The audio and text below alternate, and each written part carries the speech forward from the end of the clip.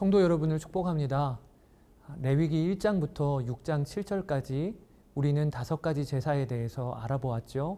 번제, 소제, 화목제, 속죄제, 속건제, 이 순서로 우리가 읽었습니다. 이제 6장 8절부터 7장까지 다시 한번 제사 규례가 반복되어 언급이 됩니다. 여러분, 왜 같은 제사 규례를 다시 반복되어 기록한 걸까요? 그 이유는 6장에서 7장 이 부분은 제사를 집례하는 제사장들을 향한 제사법에 대하여 첨언한 것이기 때문에 그렇습니다. 그래서 레위기 6장 9절과 25절에 아론과 그의 자손에게 명령하여 이르라. 아론과 그의 자손은 제사장들이죠. 그들에게 주시는 제사법이 이렇게 기록되어지고 있는 것입니다. 여러분, 하나님이 제정하신 제사법에서 중요한 역할을 담당하는 계층이 바로 레위 지파 제사장들인데요. 그들의 정결함과 또 순종은요, 예배의 핵심 중에 하나였다고 우리는 볼 수 있겠습니다.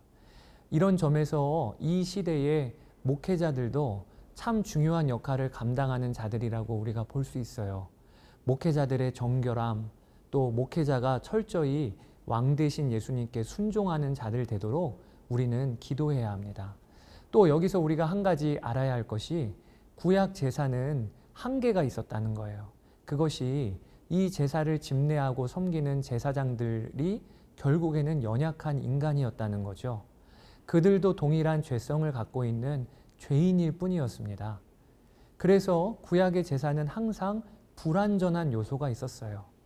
그런데 이 문제가 완벽하게 해결되는 일이 벌어졌습니다. 그것이 우리에게 한 대제사장이 오신 것입니다.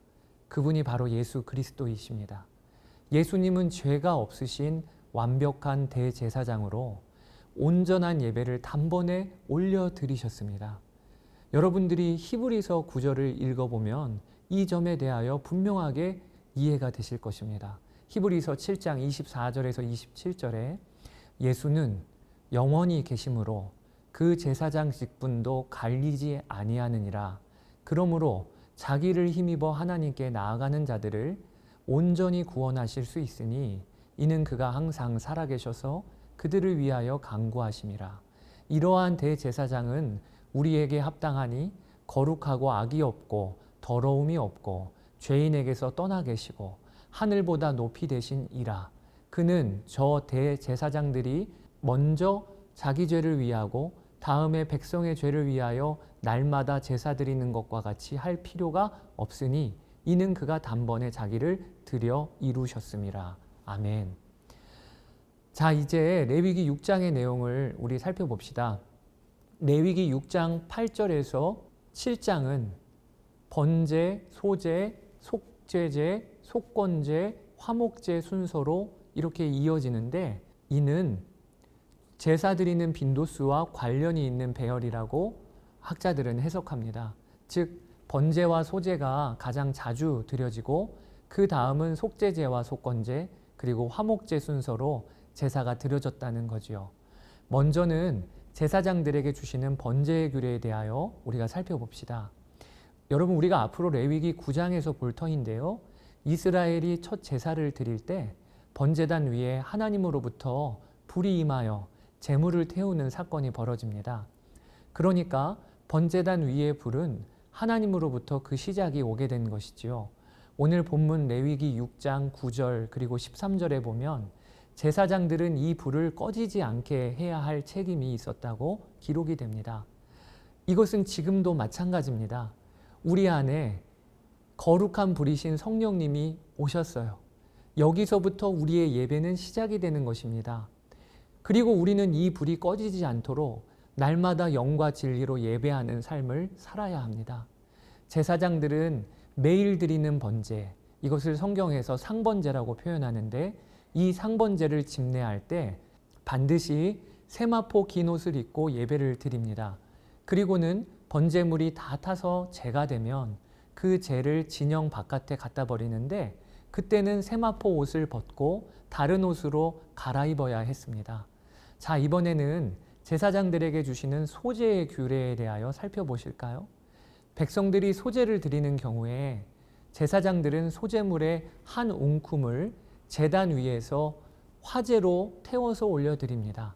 이때 소금을 치고 누룩과 꿀은 넣지 않는다는 것을 기억하고 계시지요.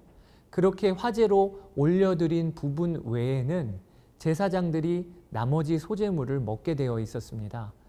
그런데 본문에는 백성들이 드리는 소제물 외에 하나가 더 언급되고 있어요. 그것이 대제사장이 매일 아침과 저녁으로 드리는 소제입니다. 대제사장은 1.1리터, 본문에는 20분의 1 에바라고 기록되어지고 있는데 이 1.1리터의 밀가루를 아침에 한 번, 저녁에 한 번 하나님께 드렸습니다. 그러니까 하루에 2.2리터를 소제물로 드린 거지요. 이렇게 드린 대제사장의 소제물은 남기는 것이 없이 온전히 불사르라고 오늘 본문에 기록되어 있어요.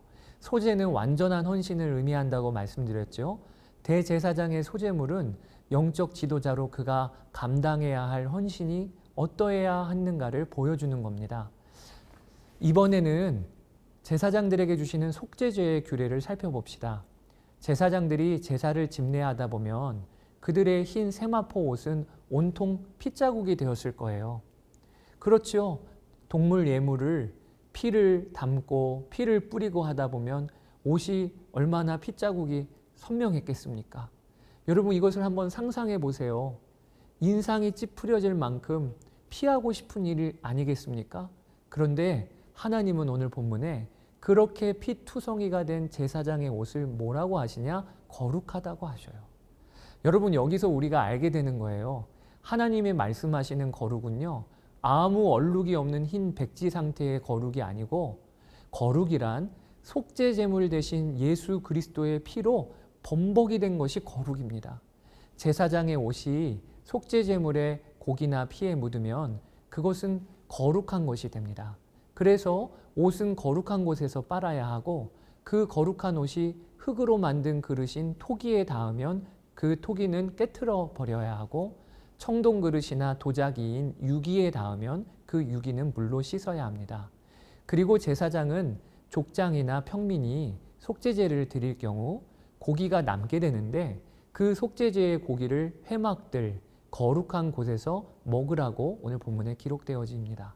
그러나 속죄제 중에 제사장이 드리는 속죄제나 회중의 죄 때문에 드리는 속죄제라면 그 고기는 다 진영 바깥으로 나가 태워버리지요. 여러분 지금까지 잘 따라오고 있으시지요? 어려우셔도 또 헷갈려도 여러분 힘내세요. 지금까지 내가 잘 읽고 있나? 그 기준은요. 5가지 제사가 무엇이며 각각 어떤 의미가 있는지를 아는 정도면 잘 읽고 계신 거예요. 자, 이제 레위기 7장에서 뵙도록 하겠습니다.